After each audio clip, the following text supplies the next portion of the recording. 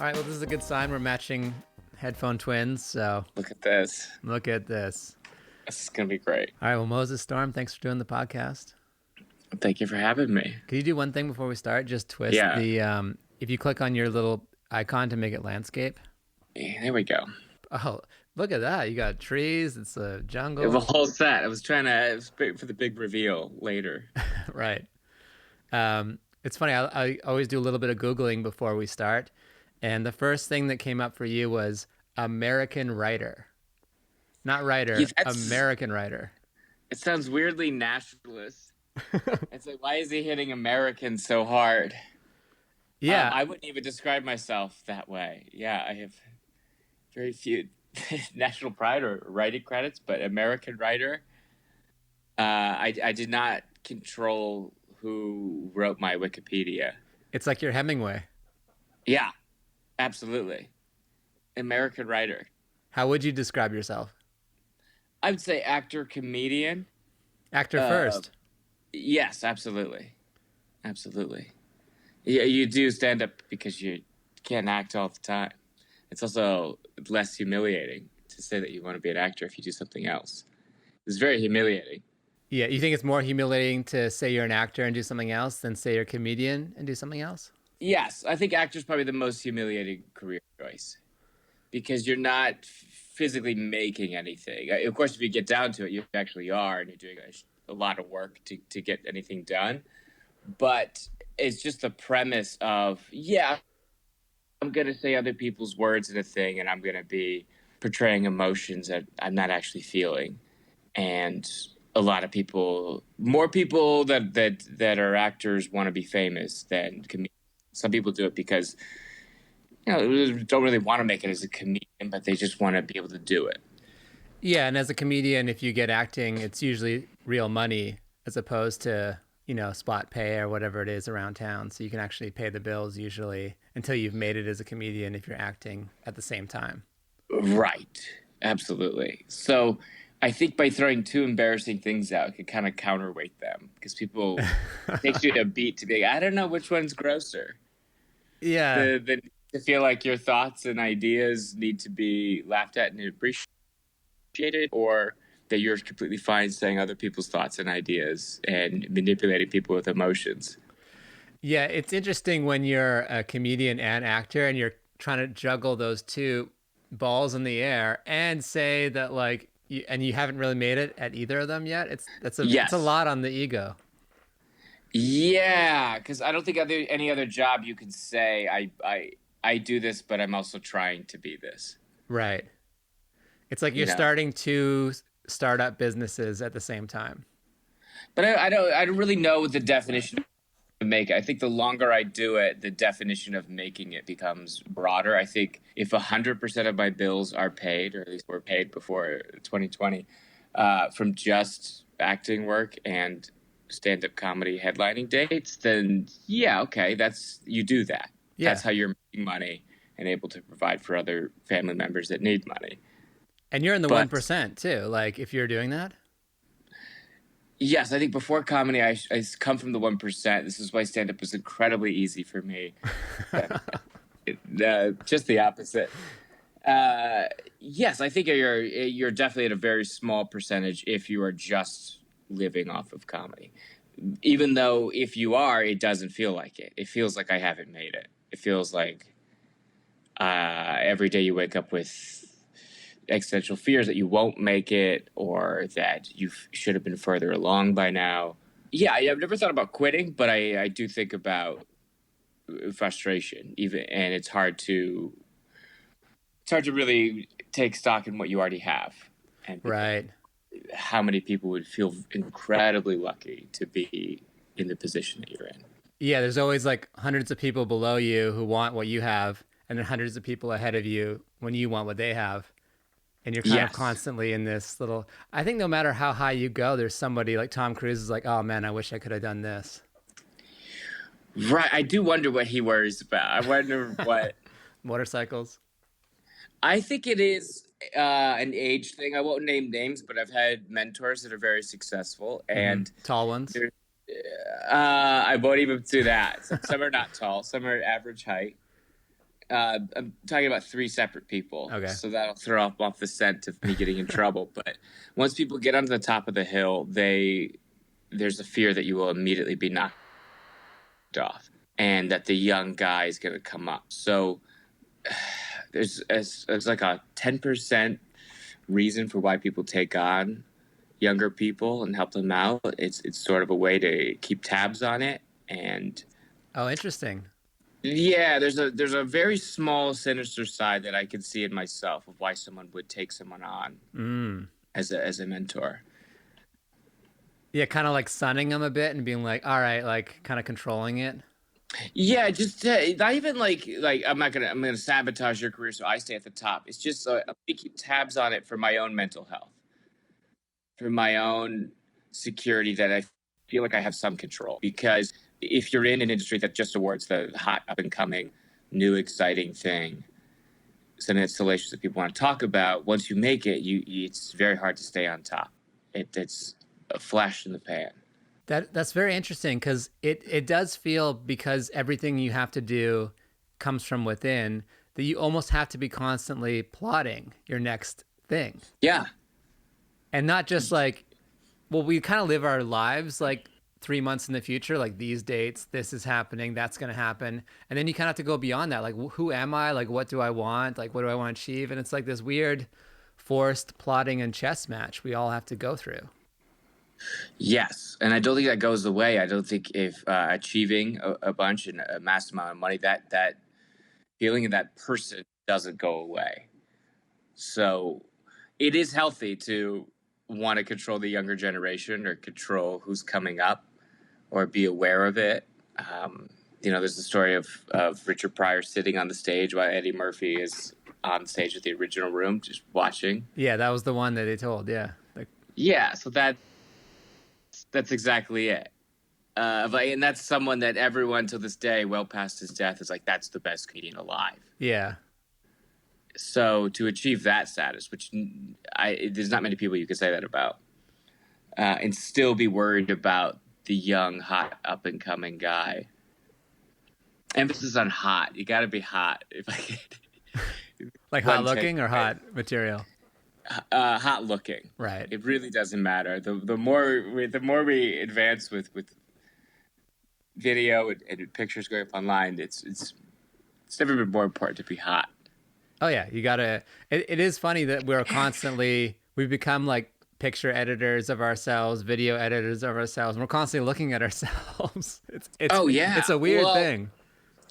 It is becoming a very necessary skill. I think if you're ever taking a class or anything, that has to be one of the classes is video editing, self-content, gross word, even with acting stuff. So this whole year, a huge shift has happened where you can't do in-person auditions. And it used to be maybe you would get 6 or 7 self-tape a year for something that shoots in London or New York. But now every single thing is a self-tape, which is a little taxing because you're doing the entire audition process. You're bothering a friend to read with you.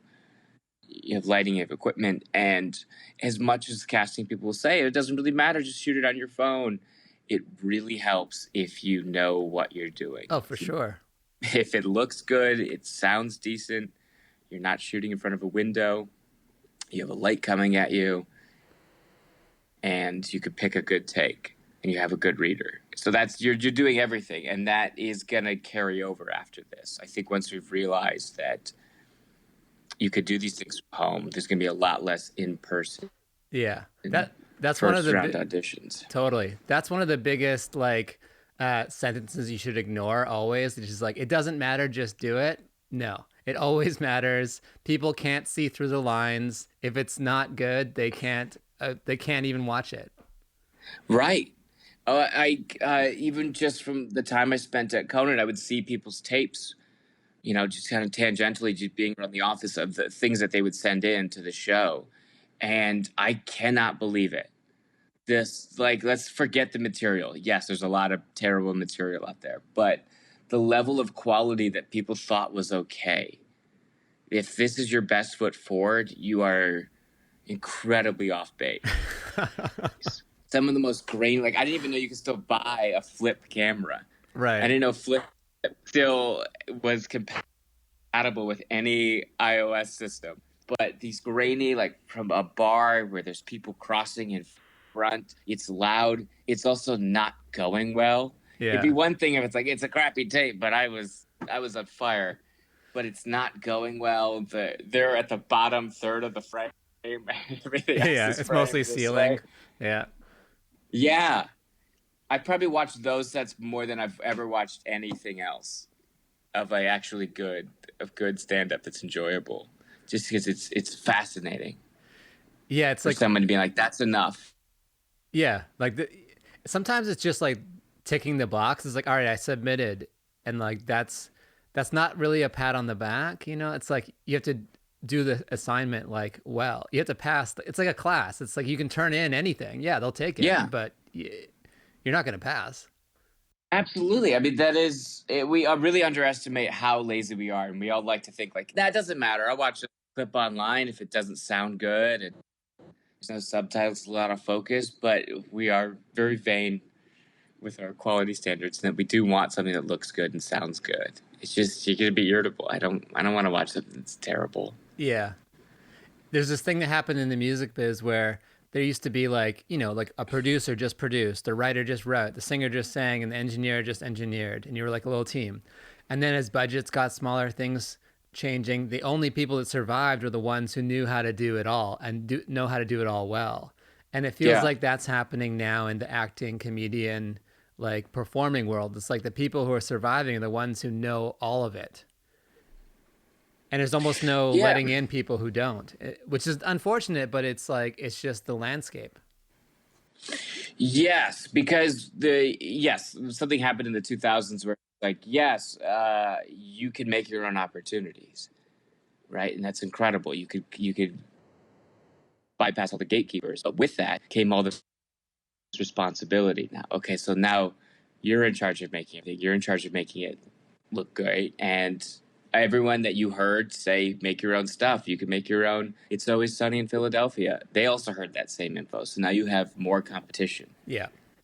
And you have more people that are making their own stuff, and everything is looking better. Technology is getting better. So that's what I mean when you have to be on it, and it's fine if you think that's okay, but it's really not. Right. Exactly. Mental health wise, it's fine that you think that, and you could blame other people. I don't have that in me, and I would be much happier if my quality standards were maybe even 10% lower. Yeah. Well, that's why I would say that's part of your success, is that you have the eye to recognize those things, which makes, like when you're involved in like the different things at Dynasty or Conan, like to be able to perform and also have the bar, so to speak, or the eye for quality. It's like, it makes people trust you, that they can leave you alone with this thing and it's going to go well. Yeah, because it just comes from a standpoint of if I had to really peel it back without being completely bullshitting about it, I feel so lucky to do anything. I feel lucky that I get to do an HBO special, so I want to make it look as good as possible so it's enjoyable for people. I feel lucky if I get a job, if I get audition for it. So, yeah, I'm going to make the audition tape as good as possible. Make it sound, look good, have a good reader, and same with submitting a clip. If you're going to submit stand-up, you would be so lucky. It's life-changing. It's really fun, so make it good. Yeah. The one annoying thing that's outside your control with making the clip, though, is the audience. Sometimes you're like, oh, I didn't get it yet. Oh, I didn't get it yet. Oh, no. Yes. And inversely, I have seen people that have added laughs. Oh, no, you can't. And I wonder if other people can overlook it and see it, but as a comedian, you know what a laugh sounds like. Yeah. You know how it builds because they'll add it at the setup of like, so I got robbed inside of a Whole Foods. Ah! Yeah. Right. So that's a premise. Right. Not get that kind of laugh. We become like these laugh connoisseurs, yeah. sommelier of different types of laughter. Every single clip they put up has "Go Bears." Yeah. You're like, and it's the same laugh too. Yeah. It's like no one laughs the same. It's the Yeah. same canned laugh. I don't notice it in sitcoms, but I think comedians putting just like from laughs.com or wherever they are getting these clips of fake laughs Yeah. Yeah. is it's incredibly noticeable, and it makes you doubt all of the other materials. So if you did get laughs somewhere else, I don't buy any of it now. Yeah. I have gotten a tape sometimes where I'm like, oh, it felt a lot bigger than this when I was doing it. And when you listen to like, it's Yeah. like all mic audio and there's no audience mics. And you're like, oh, even though this was great, I can't use it. Yes. Like I remember doing Put Your Hands Together, which was an incredibly hot show. And they also record your set as a podcast, but they just pulled audio from the mic. So you would do that show and you could do anything. You felt you could fly, baby. It's just the warmest audience. You could work out a half-hearted idea, and then you'd listen to the podcast, and it's just, oh my God. Yeah. It's getting bomb. And you hear like mouth sounds. That's not good. Right. You should never hear your mouth working. Yeah. I think that's a good class to have for comedians now, is like a podcast talking class. Like don't go like, almost like Toastmasters, like take out the ums, the ahs, and you'll be like way ahead of like I've had so many episodes where I've spent like an hour just, okay, I got to go through and take these out because it's driving me nuts. That's a quality thing. Again, make it enjoyable to listen to. Don't record in front of a street. Have a studio, have a mic, make it sound good. Take all the out. Perform like Larry David's going to watch all of your stuff. Right. Because he might. Someone like that. Yeah. If you put something on YouTube with someone important has probably watched your stuff, even if you don't know it. Yeah. And someone who has tics from their own life and has pet peeves. Think about all those. Think about the most common ones. Try to eliminate those. And you might have a 1% chance of making it. Yeah. Like I think Taylor Tomlinson at one point opened for Brian Regan based on him seeing her on YouTube. He was just on YouTube. What was he doing? What was he doing on YouTube? It's Cat videos. That young, hot, up-and-coming stand-up. Who I can control. I like to think of Brian Regan as this plotting, methodical person versus who he is, which is a very sweet, generous person. Just like a secret mad scientist genius. Yeah, just constantly watching different clips, watching TikTokers. Yeah. Watching Ryan Long videos. What am I not doing? I'm just rich and one of the best comedians ever living in Las Vegas with no taxes. What am I doing wrong? He could be more mellow in that he's got a family. I wonder. It's interesting to think about him plotting like everyone else, because he just seems like he's fine to be doing county fairs, supporting his family. He's just on the road. Yeah, I was in at Wise Guys in Utah, and they were saying how he comes to Utah and he'll do like the theaters like all week. Like he has these markets that are just so huge for him that he can perform every single like so like a week. Yeah. And you're just like, wow. I mean, great. That's great. I wish I loved anything that much. I love multiple things a lot. You were talking about family earlier, and like, how did you get in with Conan and that whole family? Because it seems like it's been a big support system for your comedy and your career. Conan brought 5 up-and-coming comedians to his office, and he broke a pool cue in half out of The Dark Knight, and I fought my way out. No, I was. It's more to do with JP, who books Conan, that found me then, and Team Coco people than Conan himself. I mean, he's got an incredible staff that's an extension of him. And JP found me and Chris Redd were doing a show at the time together at the now demolished Meltdown Theater, right? Completely leveled theater, and he hired us to do a like pre-show for their shows that they do in San Diego. They do remote shows when they go down to Comic-Con, and they were hosting a 360 camera show, so it doesn't work.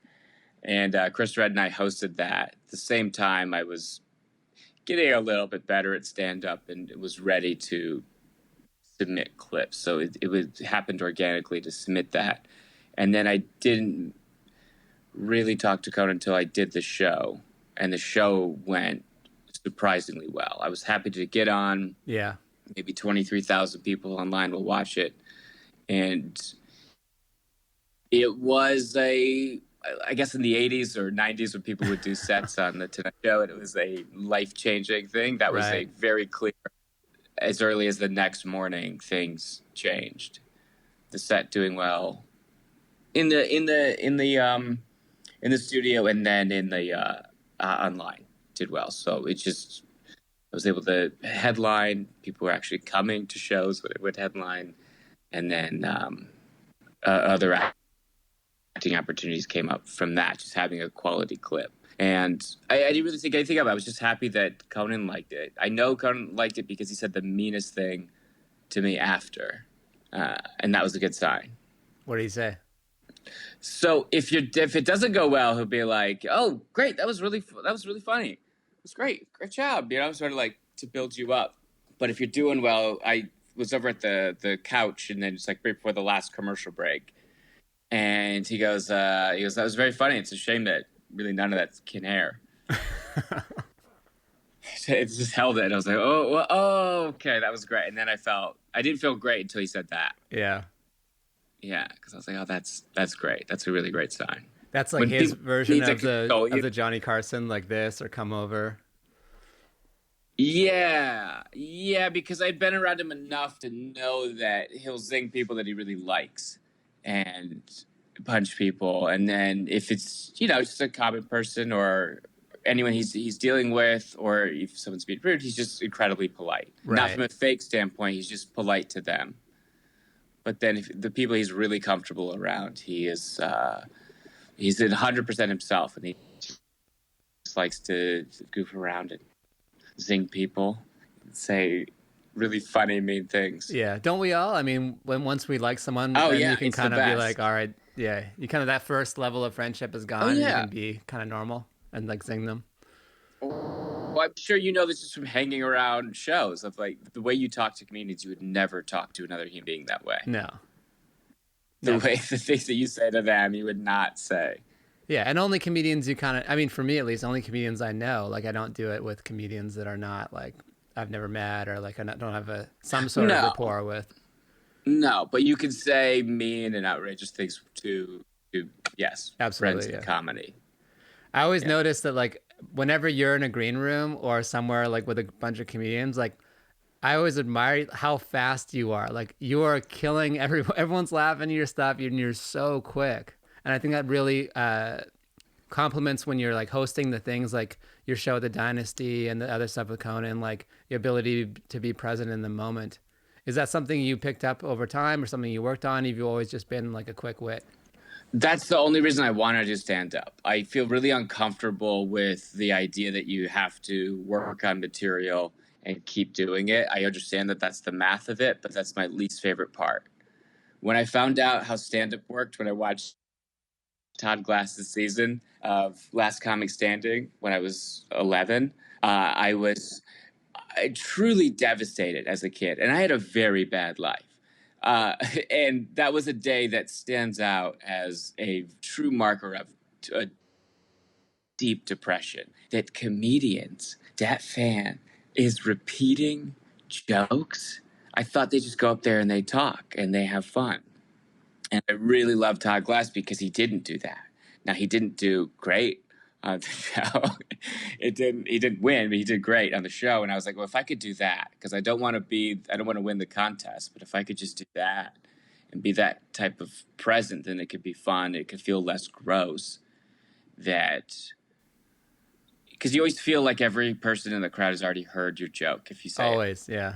It's just like, I just can't think. Even if people I know, like, oh, I know you've seen this set. Yeah, I've seen you. I've done this show at your Comedy Bunker show. Just seeing you in the back of the room, I don't want to do that. Right. And so that's where it comes from. Is just working on investing and what's in the room, what's there, because it's funner. It feels so great to get something off that you haven't said before. Totally, it's not this planned out thing. It feels way better than killing with a joke kills.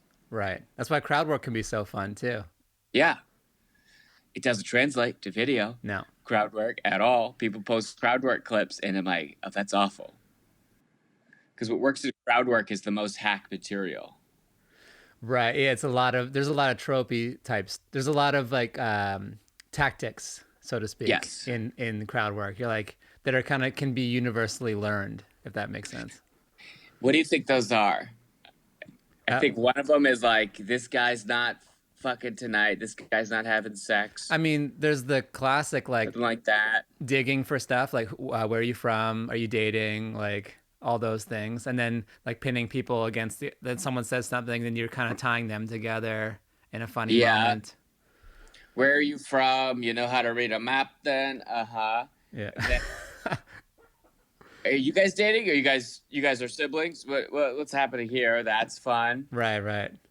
That's a fun one. And then the old woo. Oh, sorry, that's my mom. Yeah. Right. Oh, the empty seats. Classic. Empty seats in the front row. Oh, my family didn't show up. That's great. I've done that one. Or when you ask, are you dating? And then like he says yes, and you didn't say anything. What's up? And then you kind of go into that. Yeah, or they're confused about the years because guess what? They were sitting watching something, and then they had to be asked something. The TV talked at you, so of course they were not 100% on their game. And it is funny because like the people who you're talking to, they're like, "What? I just," and everyone else is laughing, and you're like, "I was just trying to answer." Yes. And I think if you were ever bullied growing up, I can't help but feel for them. Even if I'm like the ones talking to them, I just like, oh God, if everyone's laughing. As a human being, that's the worst. It's one of the worst fears. That's why people are afraid of public speaking. That's why people go for their dreams, essentially, is that everyone will laugh at you. And now a dark room full of 300 people are laughing at people that did not sign up for this. They actually paid me money to just say my jokes. And now I'm talking to them, and I've essentially ruined their night. Totally. I don't think it happens that way. I'm not incredibly mean about it. No. And it does make the show better. I'm not saying you shouldn't do these things. Right. It makes the show fun. Yes, say the hackiest stuff ever. This guy's dating, he's not having sex, she's too drunk. That's fine. It makes the show good. Yeah, it's fun. But I don't think it translates to a clip online or... I don't know. It could be a set. Like, there's a reason there's not an improvised television show. Right. That's not Curb Your Enthusiasm. That's not just an improv show where it's like, now we're all going to do make-me-ups. Yeah. I think they had tried it before. I can't remember. Whose Line Is It Anyway? Is that one? Yeah, but that's also incredibly controlled. Yeah, and not only the shortness of the games, it's short-form improv, but they would have a heads up before. Yeah. If you ever did at midnight, you would get the topics the day before, and then the day of, you would write with a writer. And all these talking head shows and improvised shows, right? You get the topics way ahead of time, and you write. So nothing is ever spontaneous, and it is magic when you get that spontaneous moment. The spontaneous thing is the funniest thing that will ever happen in that room. Yeah, any well-written joke. Right. I have seen some clips that translate when they kind of caption it out, because then it's kind of like explaining, because there's like the caption and they kind of caption the person talking, like, because usually it's just a shot of the comedian and then they kind of put a little talking of the audience member, like, all right, cool, you're kind of like involving me in the discussion. Yeah, okay. Especially if they preface it of like, this woman walked in and then immediately stood up and walked out. Those are fun. Right. Or I can't remember who it was. I think it was Sam Morril had a clip where a guy just stood up and was like, I need the exit. I need the exit now. And he walks through the stage. Oh my God. Yeah, those are incredible. Yeah. Those definitely translate. If something happens, if you fall down on stage, those are great. Yeah. Those are spontaneous moments. I think just the overall hacky stuff we've all seen that makes the shows better really don't translate. And they stand out of like, oh, don't do that. Don't post that. Right. And it's hard not to, because it's like it's also material that you totally feel fine putting up and burning. Yeah, you're burning it. By putting it out, you're burning it. Yeah. So, but who cares about burning crowd work? You're like, just put it up. Right. And if you watch the tape back, the highest laughs were that. So why wouldn't I? I get it. Yeah. I get it, and I fully do this, and we'll do it again. Yeah. I will post crowd work, but it is a thing I'm aware of like, oh, this really doesn't translate. Yeah, yeah. And it doesn't necessarily, it shows off a different skill. It doesn't show off the same skill as telling the jokes, if that makes sense. Yeah, crowd work is 100% you had to be there. Yeah, yeah. You had to be there in that room and feel the stakes of the room and that someone might be humiliated. Right. And if you don't feel that while you're scrolling and you just looked at a butthole and you looked at someone's engagement photos and then you scroll down to this, there's no context for it. Yeah. So I'm going to put captions under my video of like, hey, remember in middle school when you thought that leather bracelet was cool and everyone laughed at you? So imagine that feeling for these people in the front row. Right. That are getting talked at. Oh, man. You said something earlier about the, when you saw and you figured out that stand-up was written, how it devastated you. It's funny because I came from songwriting, and so once I found out that stand-up was written, I was like, oh, I could do that. You know, like, so I thought it's like, impossible for you. It seemed impossible. I'm like, these people are just talking. Like, what is this? And then when you're like, oh, it's written. I'm like, oh, it's like writing songs. I can do that. Yeah. So it made me more enthusiastic about it. Yeah. But that's great. Anyway, I don't know what my hang up was. It's like, of course it's be written. It's got to be written. It's going to be terrible if it's not written. Yeah. Everything is prepared. Every speech is prepared. Every award speech you've ever seen. Yes. So of course it makes sense. I don't know what my hang up was. I was just an idiot. No, it makes sense because you're like, you're seeing how the sausage is made. It's like the wool, like all the mystery and the excitement is gone. Yeah. And you're 11. And you're 11. Yeah. And I think especially watching good comedians, the more you do it, the more it sounds like a conversation. It sounds like you're coming up with it. Yeah. And this is why people heckle, because it's like, well, you're talking to me. Right. That's how you know you're getting good, if you start getting heckled at your shows. Oh, interesting. It doesn't always mean like you suck.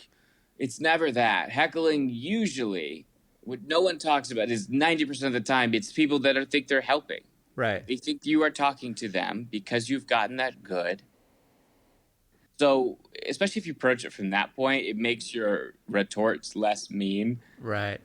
I do cringe a little bit of like, heckler gets owned. It's like, this is someone that, one, not only took their time and their night, but they bought a ticket. They bought expensive, terrible food. Mm-hmm. They sat and watched an incredibly outdated medium, which is just a guy talking. And then you were good enough for them to feel comfortable enough talking.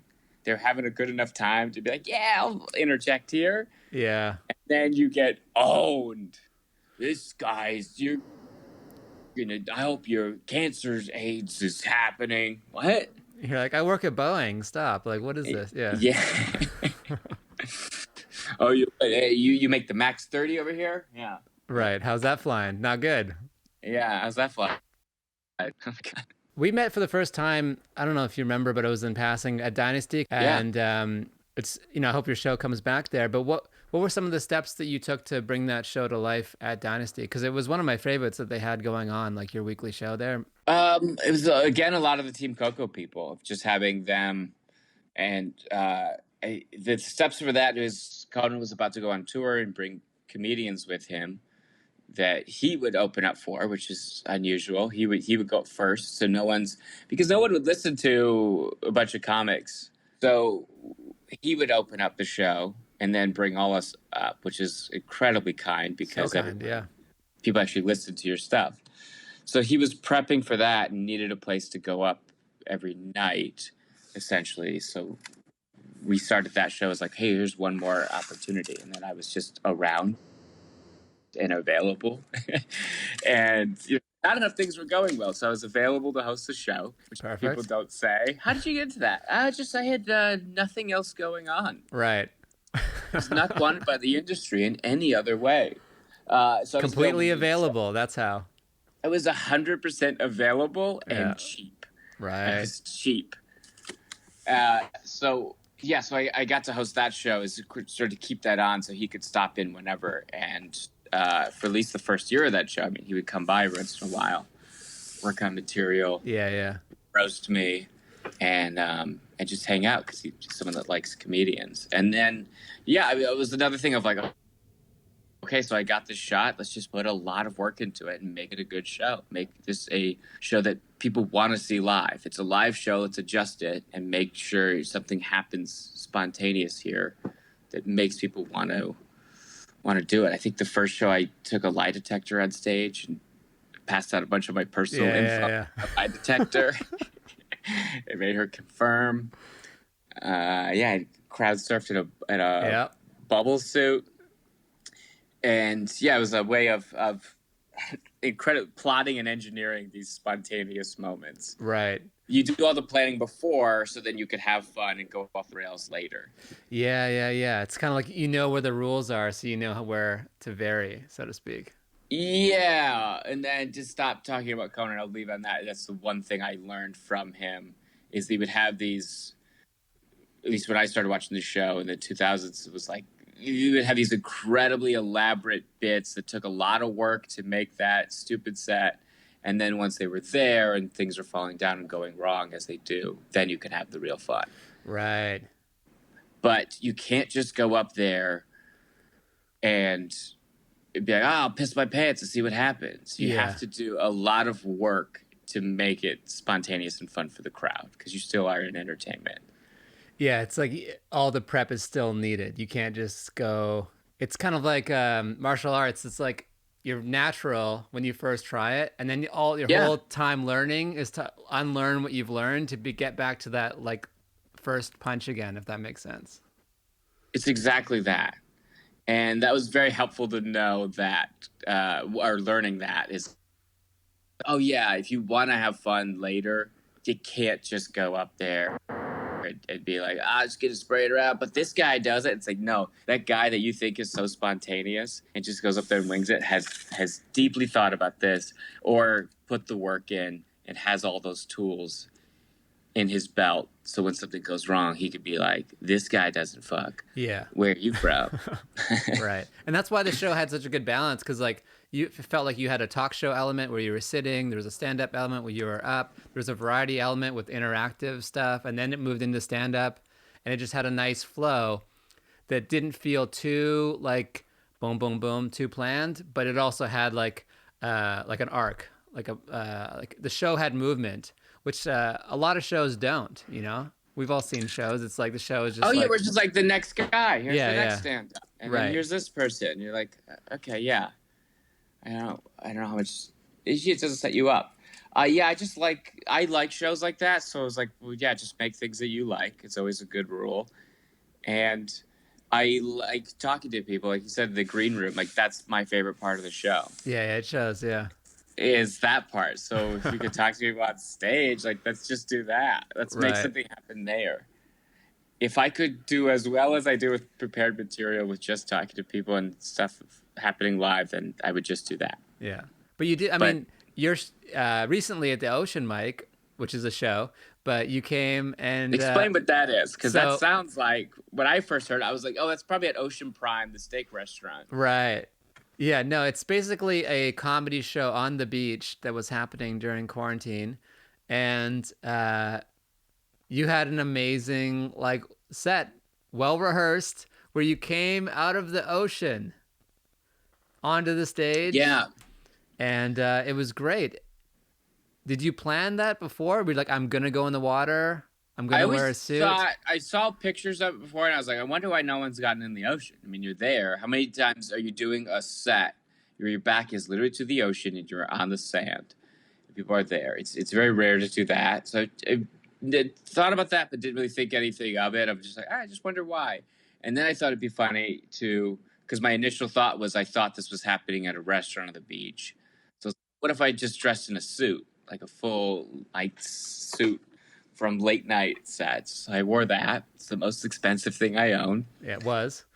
It was the most expensive thing I own. I was like, what if I wore that? And then once I was there, I was like, oh, it'd be funny if in the suit I jumped in because I didn't want to do it. And that's what was funny is I really didn't want to ruin that suit and then be cold. I mean, this is what, December? Yeah, it was freezing. It It was was not hot. late December, not hot, and what I didn't anticipate is how cold it would be because I had to jump in at the beginning, and then I did the set, and I couldn't catch my breath the entire set. Right. From running to the ocean, and also just incredibly cold. And I thought the adrenaline of the show would carry me through, like the shows with an extreme flu, and be able to power through whatever my time is. But that I just couldn't get over. Like, ouch. Yeah, It sucks so much. No, it totally worked, and the crowd loved it. I mean, it was the defining moment of that show. Wow. I'm going to say that now. I'm glad you said that. Right. I really wanted to say that. I did update your Wikipedia. I made them. But great. Yeah. Oh, great. Please be the admin. But yeah, that was a fun one. I think it was the last show of the year. Yeah, it was just when things we thought were going to get better, and then they got worse. Yeah. So I was like, yeah, let's go out on a bang. And it's just always so funny watching someone in a lot of pain be on stage. I've always liked that. It's very difficult for someone to do their job. Yeah. It just comes from us laughing as chimps of like someone falling down. Yeah, it's the most basic instinct. Yeah, someone's in pain. That's funny. Yeah, it's bananas. One thing we always ask is on this pod is because we talk about like investing in your career. Like, what's one thing you did to invest in your career that really paid off? I would definitely say editing, learning how to edit.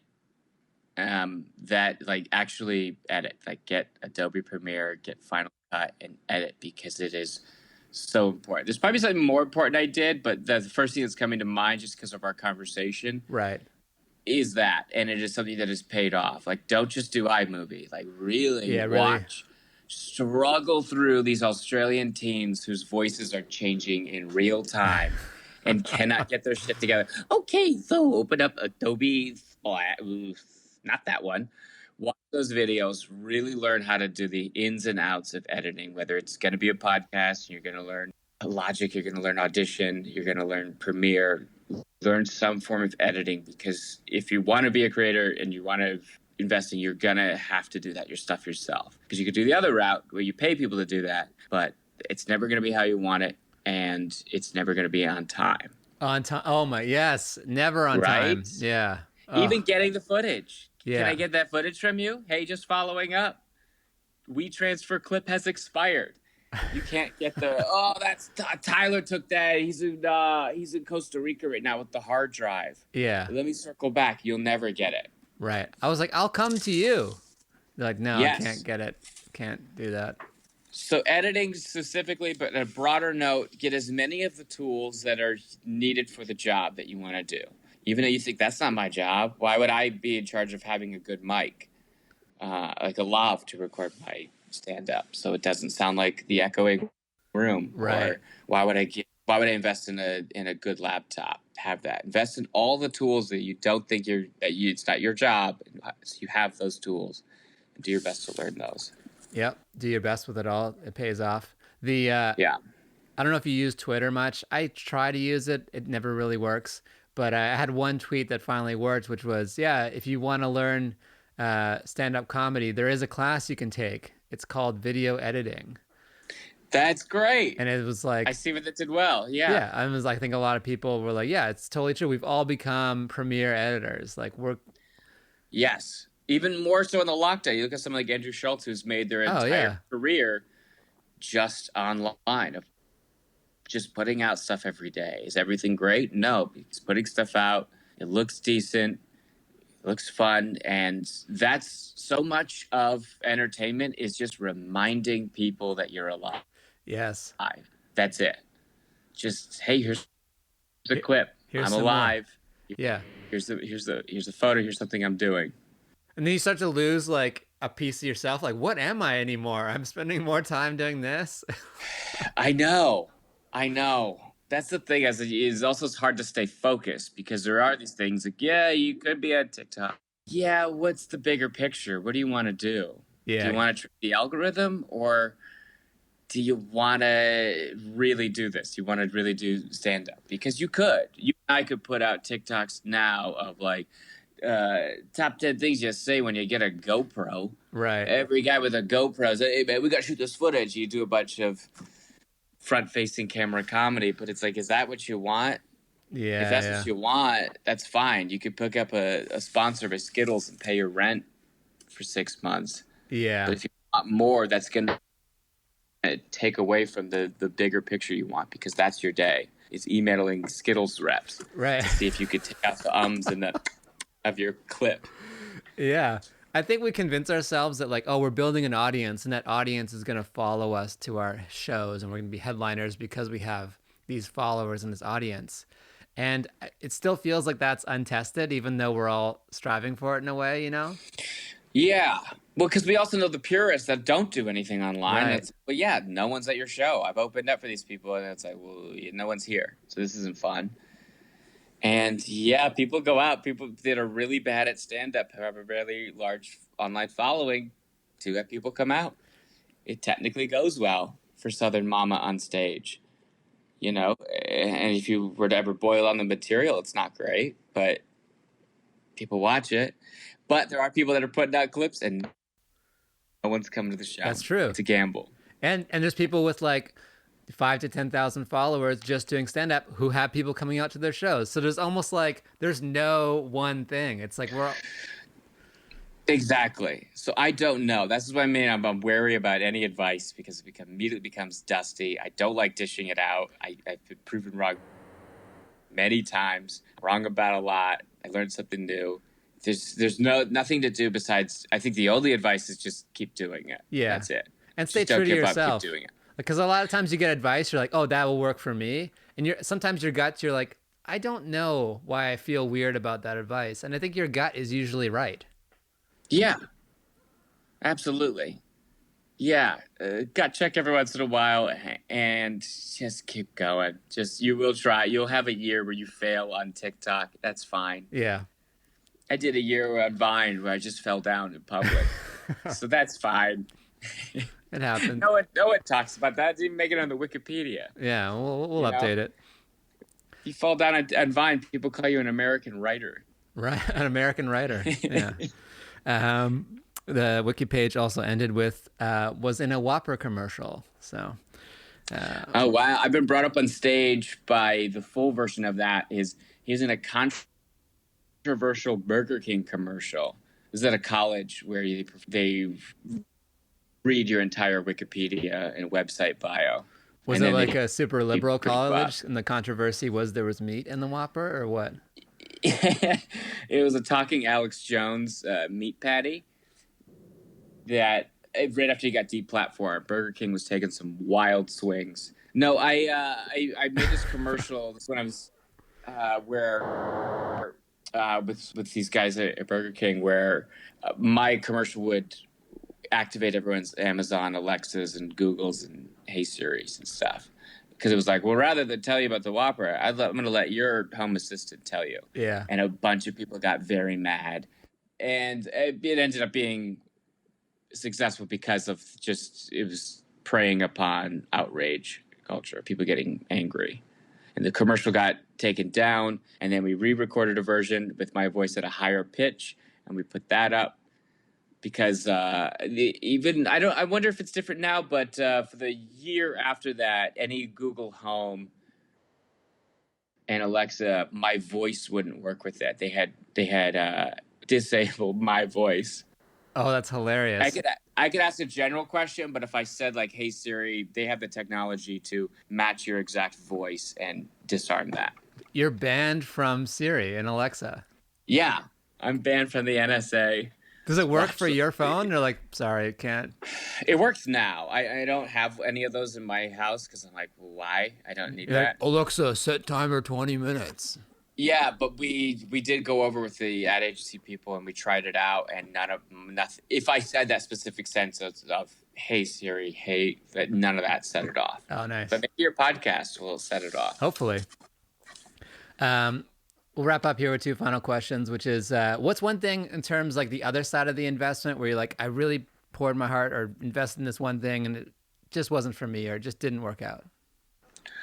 Ooh, I don't know if that even exists. I think you use everything that you do, but I would say, I want to say improv. I spent a lot of time doing improv comedy, which is a very immediate ceiling, and it's a trap because you're just performing for other. It's the biggest pyramid scheme. You're just performing for other improvisers, and you're doing well for other improvisers, but no one from Nebraska comes out to watch improv.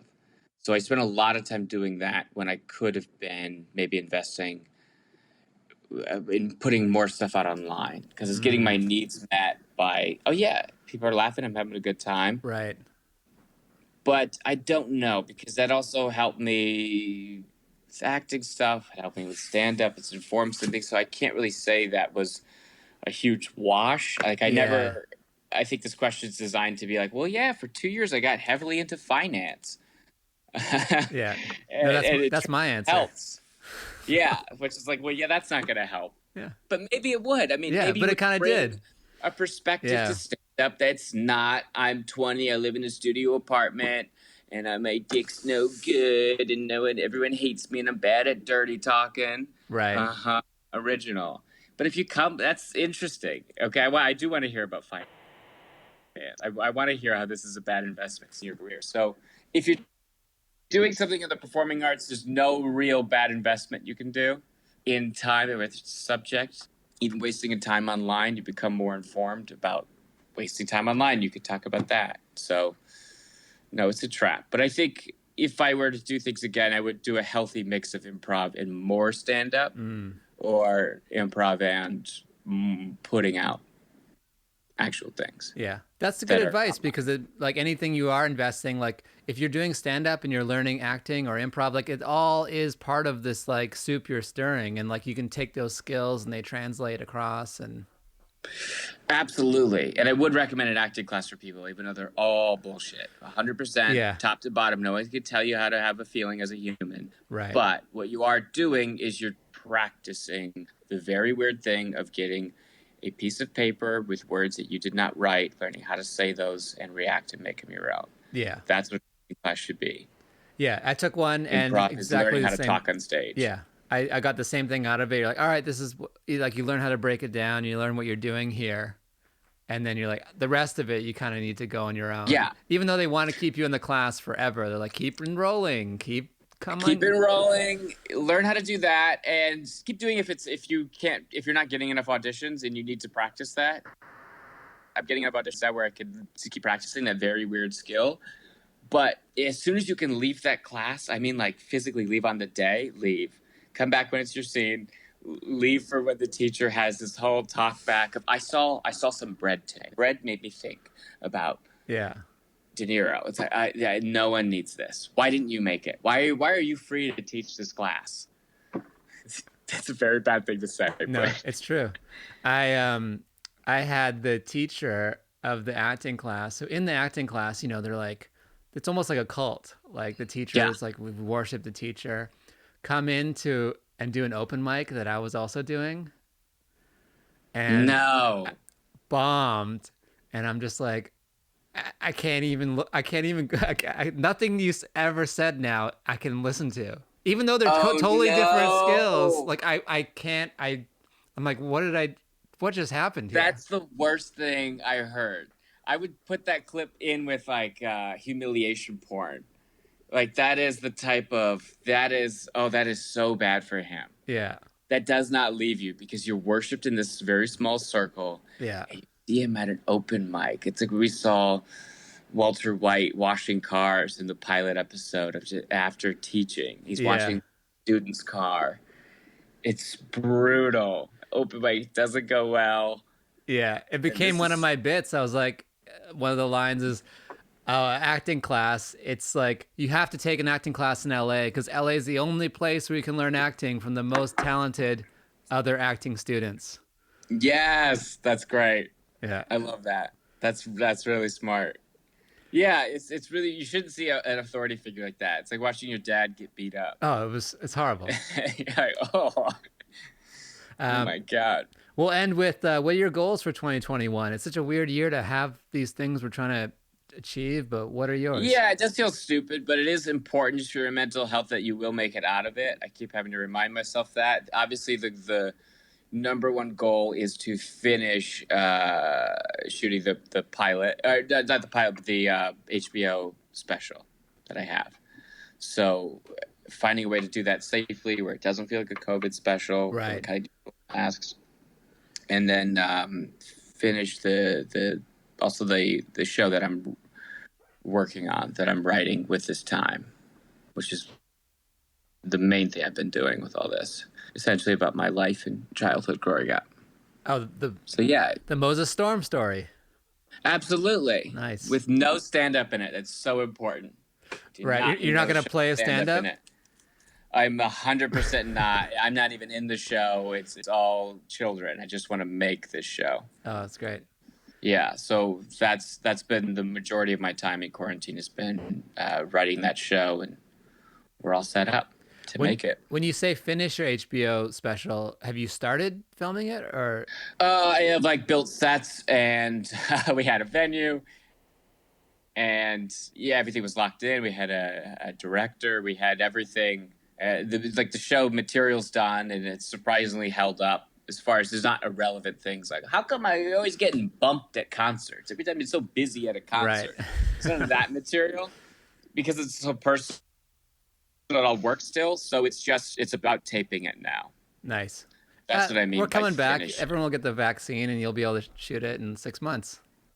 Yeah, and I also have to get on stage again and remember how to talk for an hour. Nice. I'll see you at the beach. Yeah, I'll be at the beach. Yeah. Well, this has been great, right. Moses. I really appreciate you taking the time to do the podcast and tell us about your story. Where do people find you? Give us your socials, your Twitters, all that. Oh, everything is just at Moses Storm across the board on everything. Perfect. No one wants that dub name. Sounds made up. It's bullshit. So I got it all. Oh, it's your real name? Yeah. There you go. Born with a Hollywood name, the Moses Storm story. It's technically not a good name. It's too many unusuals. You want Moses Johnson. You want Tim Storm. That's a good name. You don't want two unusuals. Oh, but you got it, and it's working. So we got it. Yeah, so you can find me there. Cool. Find him, follow him, look out for his HBO special coming, and thanks a lot. Thank you for having me.